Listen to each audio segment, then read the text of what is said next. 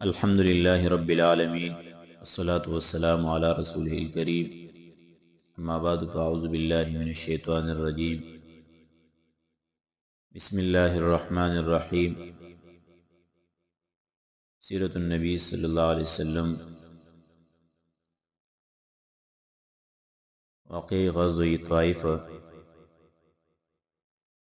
یہ غزوہ در حقیقت غزوہ حنین کا پھیلاؤ ہے،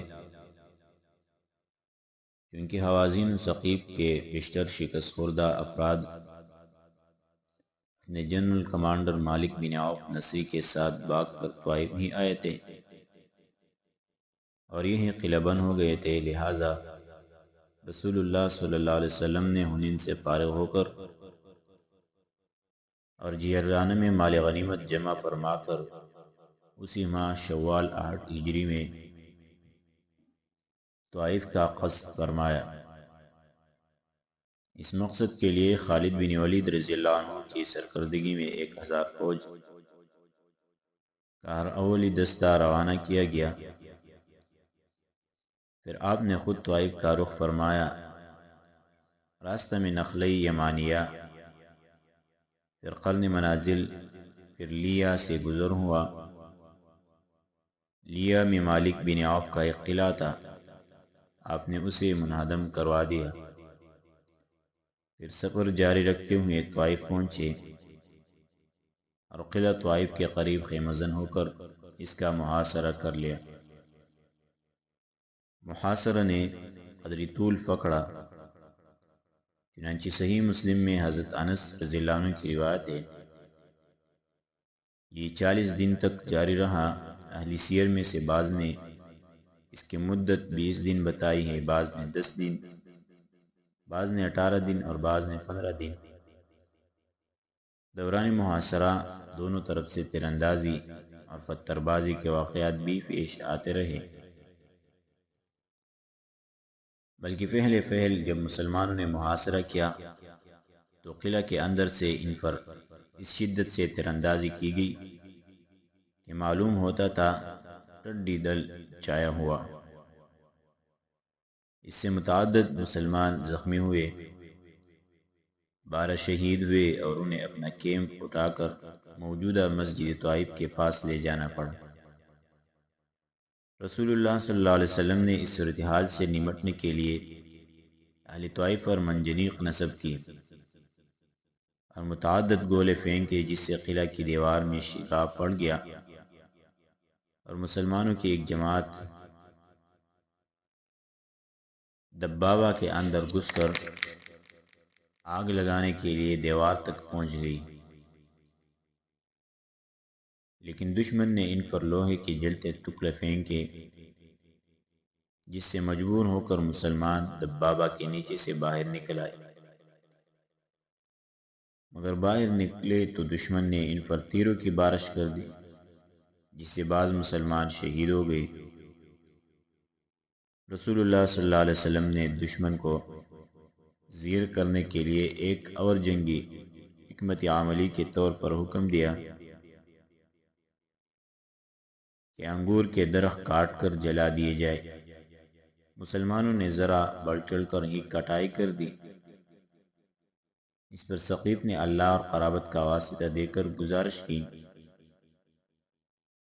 کہ درختوں کو کاٹنا بند کرو۔ آپ نے اللہ کے واسطے اور قرابت کی خاطر ہاتھ روک لیا۔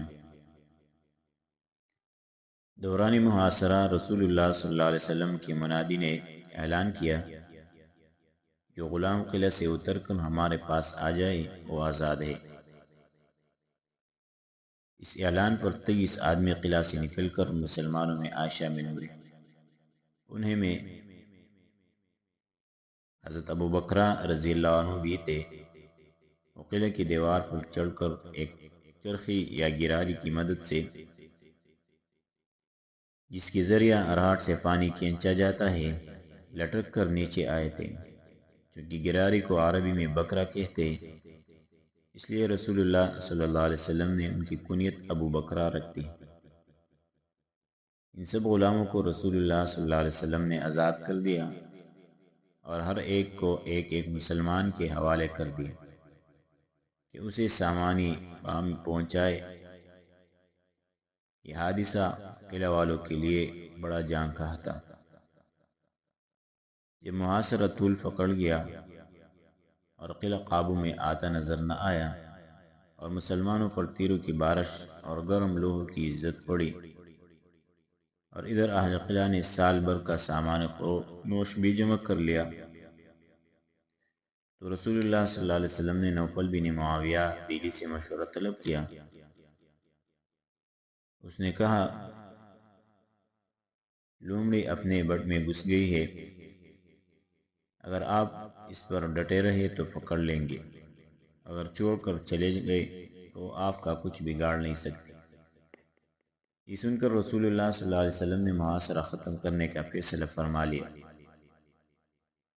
اور حضرت عمر بن خطاب رضی اللہ عنہ کے ذریعہ لوگوں میں اعلان کروا دیا کہ ہم انشاءاللہ کل واپس ہوں گے۔ لیکن یہ اعلان سن کر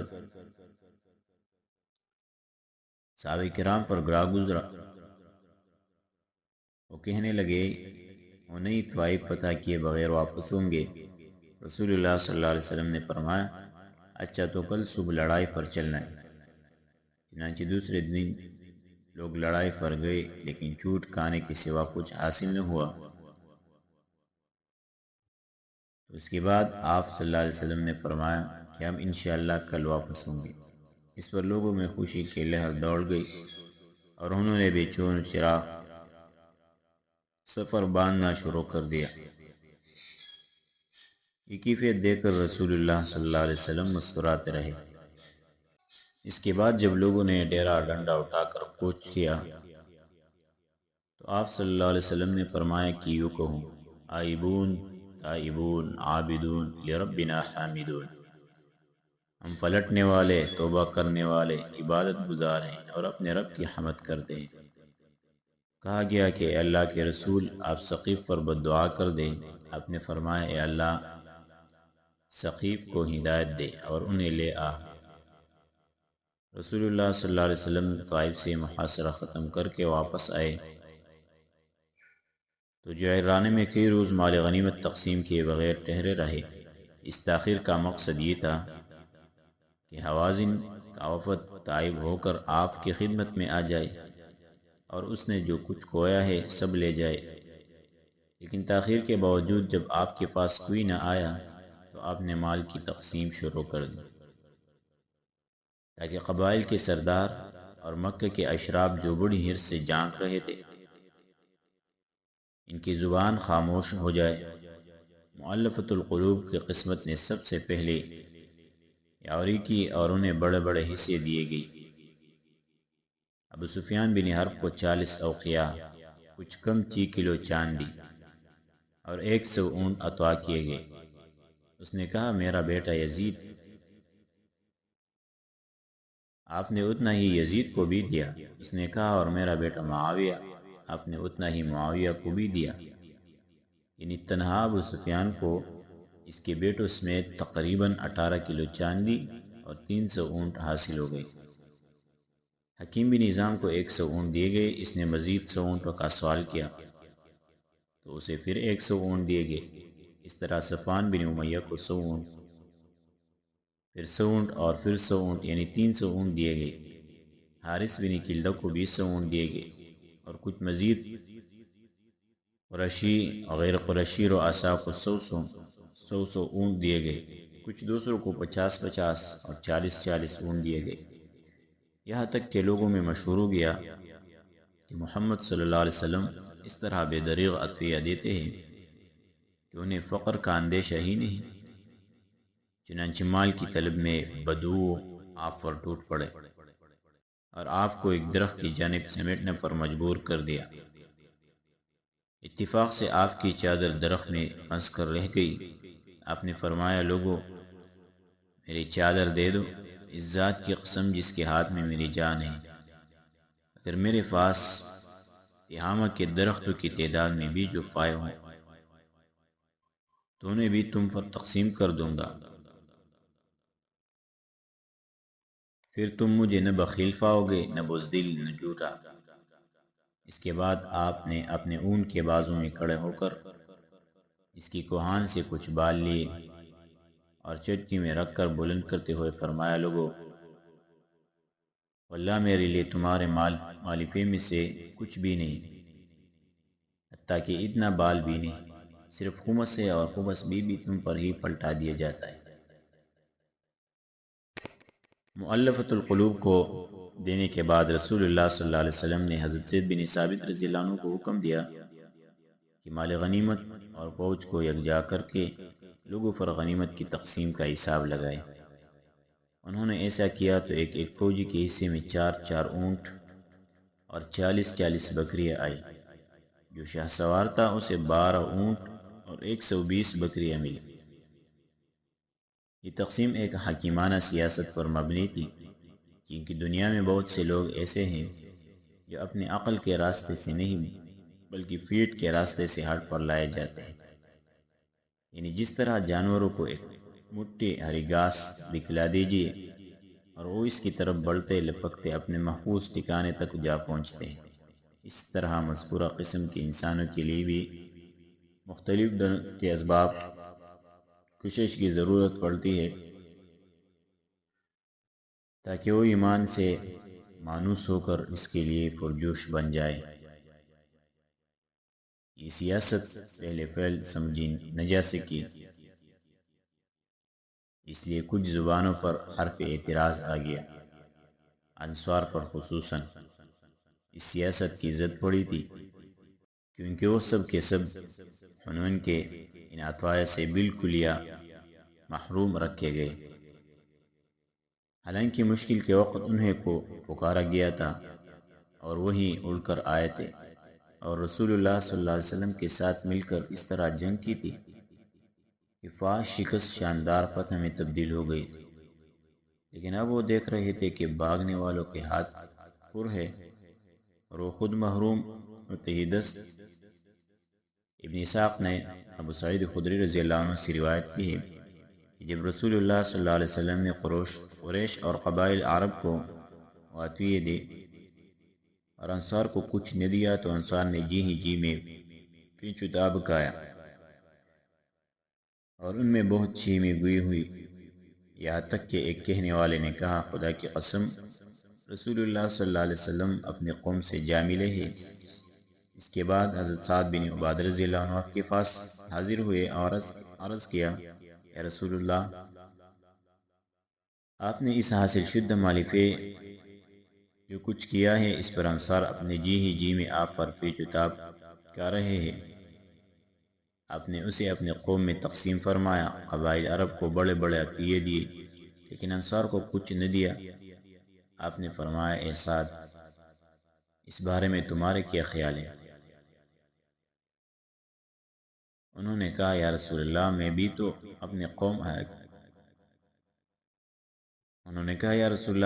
اپنے قوم ہی کا ایک آدمی ہوں۔ آپ نے فرمایا، اچھا تو اپنے قوم کو اس چولداری میں جمع کرو۔ سعد نے نکل کر انصار کو اس چولداری میں جمع کیا۔ کچھ مہاجرین بھی آ گئے تو انہیں داخل ہونے دیا، پھر کچھ دوسرے لوگ بھی آ گئے تو انہیں واپس کر دیا۔ جب سب لوگ جمع ہو گئے تو حضرت سعد رضی اللہ عنہ نے رسول اللہ صلی اللہ علیہ وسلم کی خدمت میں حاضر ہو کر عرض کیا کہ قبیلہ انصار آپ کے لیے جمع ہو گیا ہے۔ رسول اللہ صلی اللہ علیہ وسلم ان کے پاس تشریف لائے، اللہ کی حمد و ثنا کی، پھر فرمایا، انصار کے لوگوں، تمہاری یہ کیا چیمی گوئی جو میرے علم میں آئی ہے، اور یہ کیا ناراضگی ہے جو جی ہی میں جی تم نے مجھ پر محسوس کی؟ کیا ایسا نہیں کہ میں تمہارے پاس اس حالت میں آیا کہ تم گمراہ تھے، اللہ نے تمہیں ہدایت دی، اور محتاج تھے، اللہ نے تمہیں غنی بنا دیا، اور باہم دشمن تھے، اللہ نے تمہارے دل جوڑ دیے؟ لوگوں نے کہا، کیوں نہیں، اللہ اور اس کے رسول کا بڑا فضل و کرم ہے۔ اس کے بعد آپ نے فرمایا، انصار کے لوگوں، مجھے جواب کیوں نہیں دیتے؟ انصار نے عرض کیا، یا رسول اللہ، بھلا ہم آپ کو کیا جواب دیں؟ اللہ اور اس کے رسول کا فضل و کرم ہے۔ آپ نے فرمایا دیکھو، خدا کی قسم اگر تم چاہو تو کہہ سکتے ہو اور سچ ہی کہوں گے، اور تمہاری بات سچ ہی مانی جائے گی کہ آپ ہمارے پاس اس حالت میں آئے کہ آپ کو جھٹلایا گیا تھا۔ ہم نے آپ کی تصدیق کی، آپ کو بے یار و مددگار چھوڑ دیا گیا تھا، ہم نے آپ کی مدد کی، آپ کو دھتکار دیا گیا تھا، ہم نے آپ کو ٹھکانہ دیا، آپ محتاج تھے، ہم نے آپ کو غمخواری و نصیحت کی۔ اے انصار کے لوگوں، تو اب اپنے جی میں دنیا کی اس عارض دولت کے لیے ناراض ہو گئے جس کے ذریعے میں نے لوگوں کا دل جوڑا تھا تاکہ وہ مسلمان ہو جائے، اور تم کو تمہارے اسلام کے حوالے کر دیا تھا۔ اے انصار، کیا تم اس سے راضی نہیں کہ لوگ اونٹ اور بکریاں لے کر جائے اور تم رسول اللہ صلی اللہ علیہ وسلم کو لے کر اپنے ڈیروں میں پڑ؟ اس ذات کی قسم جس کے ہاتھ میں محمد صلی اللہ علیہ وسلم کی جان ہے، اگر ہجرت نہ ہوتی تو میں بھی انصار ہی کا ایک فرد ہوتا۔ اگر سارے لوگ ایک راہ چلے اور انصار دوسری راہ چلے تو میں بھی انصار ہی کی راہ چلوں گا۔ اے اللہ رحم فرما انصار پر اور ان کے بیٹوں پر اور ان کے بیٹوں کے بیٹوں پر۔ رسول اللہ صلی اللہ علیہ وسلم کا یہ خطاب سن کر لوگ اس قدر روئے کہ داڑھیاں تر ہو گئی اور کہنے لگے ہم راضی ہیں کہ ہمارے حصے اور نصیب میں رسول اللہ صلی اللہ علیہ وسلم ہو۔ اس کے بعد رسول اللہ صلی اللہ علیہ وسلم واپس ہو گئے اور لوگ بھی بکھر گئے۔ غنیمت تقسیم ہو جانے کے بعد حوازن کا وفد مسلمان ہو کر آ گیا۔ یہ کل 14 آدمی تھے، ان کا سربراہ زہیر بن سرد تھا، اور ان میں رسول اللہ صلی اللہ علیہ وسلم کا رضائی چچا ابو برقان بھی تھا۔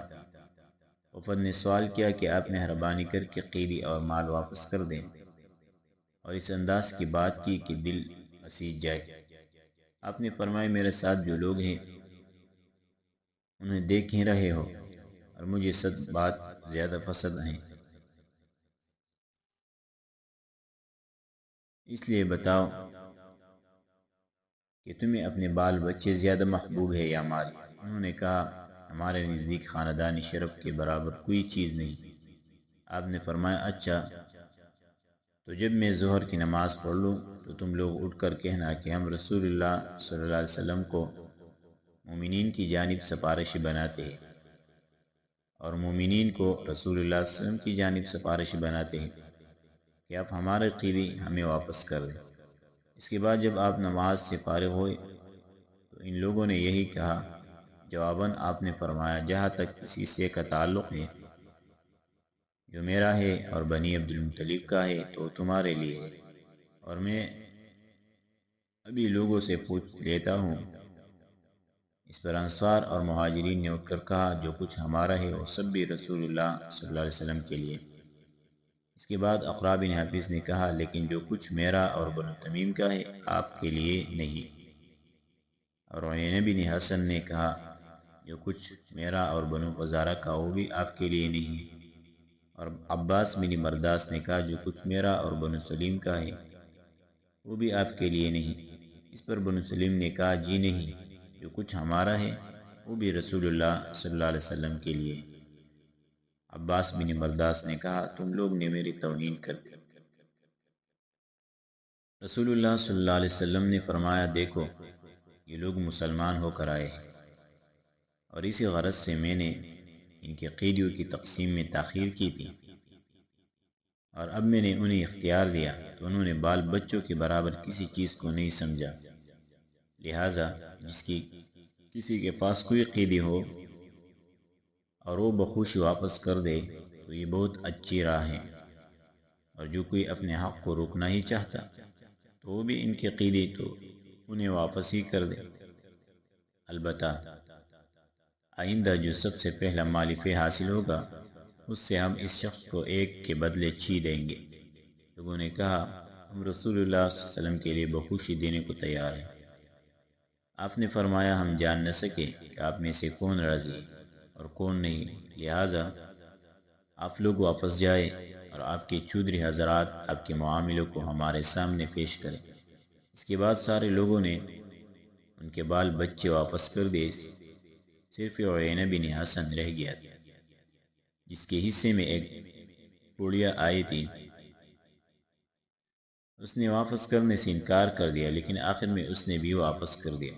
رسول اللہ صلی اللہ علیہ وسلم نے سارے قیدیوں کو ایک ایک قبطی چادر عطا فرما کر واپس کر دیا۔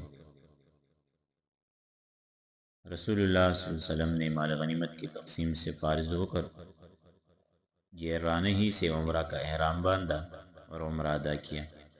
اس کے بعد عتاب بن اسید کو مکہ کا والی بنا کر مدینہ روانہ ہو گئے۔ مدینہ واپسی 24 ذی القعدہ 8 ہجری کو ہوئی۔ محمد غزالی کہتے ہیں، ان فاتحانہ اوقات میں جبکہ اللہ نے آپ کے سر پر فتح مبین کا تاج رکھا، اور اس وقت میں جب کہ آپ اس شہر عظیم میں 8 سال پہلے تشریف لائے تھے، کتنا لمبا چوڑا فاصلہ ہے۔ آپ یہاں اس حالت میں آئے تھے کہ آپ کو بدل دیا گیا تھا، اور آپ امان کے طالب تھے، اجنبی اور وحشت زدہ تھے، اور آپ کو انس و الفت کی تلاش تھی۔ وہاں کے باشندوں نے آپ کی خوب قدر و منزلت کی، آپ کو جگہ دی اور آپ کی مدد کی، اور جو نور آپ کے ساتھ نازل کیا گیا تھا اس کی پیروی کی، اور آپ کی خاطر ساری دنیا کی عداوت ہیچ سمجھی۔ اب وہی آپ ہے کہ جس شہر نے ایک خوفزدہ مہاجر کی حیثیت سے آپ کا استقبال کیا تھا، آج 8 سال بعد وہی شہر آپ کا اس حیثیت سے استقبال کر رہا ہے کہ مکہ آپ کے زیر نگی ہے، اور اس نے اپنی کبریائی اور جاہلیت کو آپ کے پیر و تلے ڈال دیا ہے، اور آپ اس کی پچھلی خطا معاف کر کے اسے اسلام کے ذریعے سرفراز بخش رہے ہیں۔ انہ من یتقی ویصبر فإن اللہ لا یضیع اجر المحسنین۔ یقیناً جو شخص بازی اور صبر اختیار کریں تو بلا شبہ اللہ نیکوکاروں کا اجر ضائع نہیں کرتا۔ یہ ہے غزوہ طائف۔ اگلے درس میں انشاءاللہ فتح مکہ کے بعد کچھ سرائے ہوئے اور کچھ اور کا اس کا ذکر کریں گے۔